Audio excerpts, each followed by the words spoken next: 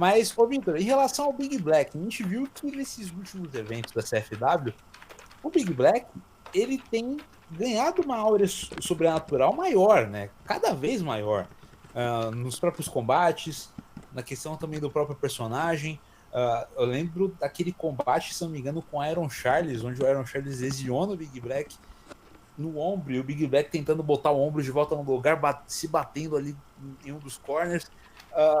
Algo que pega muito também nessa questão do próprio da própria entidade sobrenatural, né? Do próprio gorila Big Black. E eu quero saber um pouco de você, o Vitor José, em relação à construção dessa nova fase, né? Aí ainda mais agora com esse título de campeão máximo da CFW. Como que você trabalhou isso com o Big Black e também as referências? Conta tudo pra gente de como se chegou a esse estado atual do Big Black. Cara, sobre a história do personagem, assim, eu vou resumir um pouco, né? Pra vocês entenderem um pouco do contexto também dessa criação. Pra quem não sabe, antes de eu ingressar na luta livre, eu tive um background no rugby, né? Eu joguei rugby desde meus 14 anos de idade, né? Eu joguei mais ou menos ali até 2016, quase 2017, e logo depois já ingressei na luta livre. E então, o que acontece? A história mesmo do personagem em si, né, é que eu fui a um jogo, né, que a gente costumava viajar, né, costumávamos viajar ali para jogar em outros estados, ou talvez até mesmo no interior aqui de São Paulo, em alguns lugares, algumas cidades e tudo mais. Então, em um desses lugares eu fui raptado e por uma tribo, né, que eu não posso falar o nome por conta que, né, é meio confidencial, algo que pode acarretar alguns problemas futuros aí, então vamos evitar. Então, o que acontece? Eu acabei virando como é que eu posso dizer? Esse corpo que carrega essa entidade, né? Essa entidade primata que é simplesmente um guerreiro muito poderoso. Então, nós dividimos nosso corpo, dividimos a mente. Ele mesmo foi quem escolheu. Então, acaba que dividimos nossa vida aqui, né? E o único problema é que quando eu me transformo nele, eu não sei o que tá acontecendo. Então, ele faz um monte de merda, um monte de coisa, eu só vou ver depois, né? Mas todo o contexto da criação dessa nova fase do Big Black, com certeza foi que após a derrota na locomotiva, né, onde acarretou algumas coisas ali, onde o Big terminou sua parceria com a Angel, né, também acabou entrando nessa fase onde ele, por conta do orgulho dele mesmo, do Big, ele resolveu se afastar de tudo, né, achou que não era mais merecedor de estar ali, porque ele é o campeão, considerado o maior lutador ali dentro, o mais dominante, e de repente ele é derrotado. E derrotado por uma bobagem, né? Porque durante a luta ele conseguiu bater em muita gente ali. Então, nesse momento onde o Big se afasta, é onde eu tenho mais espaço para trabalhar. E o que acontece? A gente entrou num consenso onde muita conversa, teve muito tempo, eu fiquei acho que 5 meses afastado. E eu e a equipe, nós começamos a conversar sobre como seria o novo rumo do personagem ali dentro da equipe, de acordo com tudo que estava acontecendo, né? Eu fiquei 5 meses afastado, então muita coisa aconteceu, né? Nesse formato de série que a gente está construindo, né, aos poucos, essa primeira temporada. Então, onde era o melhor encaixar o Big quando voltasse, se voltasse, como seria que ia fazer.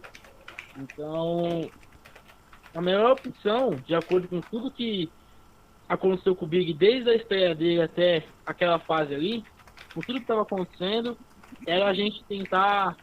Desculpa que passou um ônibus aqui do lado, mas a melhor coisa é a gente construir um personagem neutro, né? Então, arriscar fazer um twinner, né? Então, foi muito trabalho, eu pesquisei bastante, estudei bastante, mas acho que como vocês mesmos podem perceber, não tem muitos exemplos, né, de personagens twinners no mundo da luta livre, né? Quando eu falo mundo da luta livre, eu englobo um pouco da luta livre, por isso, por wrestling. Então, eu tive que ir muito atrás de personagens dominantes, porque era a vertente que a gente precisava. Então, eu fui atrás de personagens como Goldberg, o próprio Undertaker, o Kane, o Maga e outros personagens assim. Fui indo atrás, pesquisando, estudando não só a luta deles, mas a forma como eles se comportam, como eles perdem, né? Tudo mais, estudar mesmo. Mas na vertente de Twinner, o meu maior exemplo mesmo foi o Undertaker. Então eu peguei para estudar ele de uma forma diferente, pegar bem. Algo bem complexo, assim, cara, porque o Undertaker, por mais que ele seja um personagem dominante, ele tem um jeito certo que ele perde lutas, ele, sabe, tem toda uma mitologia, toda uma história, todo um contexto por trás dele. Então, quando a gente abriu esse leque de ter uma tribo, de ter outras coisas pro Big, abriram também esse leque da gente poder trabalhar com a questão do Big, com alguns poderes místicos, uma resistência um pouco mais, por mais que ele seja, ele usa um corpo humano, né, que sou eu. Então, tem a questão do Kuma, né, que foi o Kuma que quebrou o braço do Big durante uma luta, e o Big conseguiu colocar no lugar. Teve a luta contra o Alan Charles, onde o Charles conseguiu machucar o joelho do Big, o Big colocou no lugar. Na última luta também, de perna do Big, o Big colocou no lugar. Então, tudo isso vai somando, né? E conforme vai seguindo agora as histórias do Big, pretendemos deixar liberar mais algumas coisas, né? Trabalhar com algumas coisas a mais. E algumas novidades aí, estou aí Berlim, até alguma coisa, então tem muita coisa boa vindo, mas foi basicamente esse contexto todo que a gente usou, né? A história do personagem desde quando ele começou, que era literalmente o Big Black jogador de rugby, e de repente começou nessa gimmick do gorila. Então, pô, o que a gente pode fazer? Porque virou do nada, né? Foi algo que apareceu meio que do nada. Ele era o monstro dos monstros, depois viu o Hokage de Mauá, e aí o gorila. Então, fomos estudando, e aí veio essa gimmick da besta urbana, né? Que é essa gimmick atual. Então a gente tá trabalhando nela um pouco e tem um leque gigantesco aberto, cara. Então, é mais ou menos isso. É mais ou menos a questão mesmo dessa questão de ser uma entidade que ocupa um corpo, sabe? E aí você vê a importância da construção do personagem também, né? Essas fases que vão fazendo parte do personagem e que a Tabata, inclusive, abordou muito no início da live. Isso também leva muito em conta também no impacto do personagem e no impacto que ele vai fazer também nos shows, né, Vitor? Sim, com certeza. E eu sou bem preocupado em questão do Big aparecer, né? Em algumas mídias, na questão de... Pô, o Big é aquele personagem que vocês conhecem, né? Aquele cara que vocês conhecem, arrogante, orgulhoso, é um animal, é bruto, não tem papo com ninguém, é só ele por ele e acabou, né? Então, você nunca vai ver o Big postando uma foto no Instagram com alguém, dando um sorriso ou algo do tipo. Então eu tenho muito cuidado com isso, né? Tanto que eu tento diferenciar essa questão até das redes sociais, alguma coisa assim.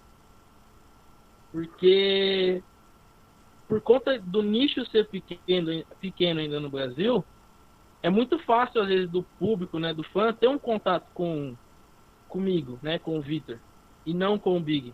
Ou às vezes ter um contato com o Big e já conseguir um contato comigo, sabe? Então eu tenho que tomar muito cuidado com isso, principalmente quando a gente tem esse show com o público, sabe? De ter esse contato com o público como Big e não como Vitor. Eu acho que isso soma muito para a visão da pessoa pro personagem. Às vezes uma criança que tá te vendo ali, ela tem aquela visão do personagem, né? Que nem foi comigo. Eu tinha 8 anos de idade quando eu vi uma luta de pro wrestling pela primeira vez. E aí foi quando me apaixonei. Que foi Undertaker versus Mark Henry. E o Mark Henry entrou, eu olhei aquele grande, pá, foi que da hora. sempre gostei dessa vertente de cara grande, forte. Mas aí quando eu vi o Undertaker, eu já falei, mano, é isso que eu quero pra minha vida. Esse cara aí é diferenciado, sabe? E de lá pra cá, atualmente que eu fui ter contato com o Mark Calloway, né? Que é o nome dele original, a pessoa dele, a vida dele. Então, eu acho que tudo isso somou. Foram todos esses anos que eu conheço o Luta Livre e acompanhando só o Undertaker. Eu não tinha ter um contato com ele, né? Mas por aqui no Brasil ser mais fácil esse contato com, às vezes, a pessoa por trás do personagem, né? Isso às vezes pode ser um pouco mais complicado. Mas mesmo assim eu tento tomar o máximo cuidado possível, porque isso ajuda muito. Ajuda muito.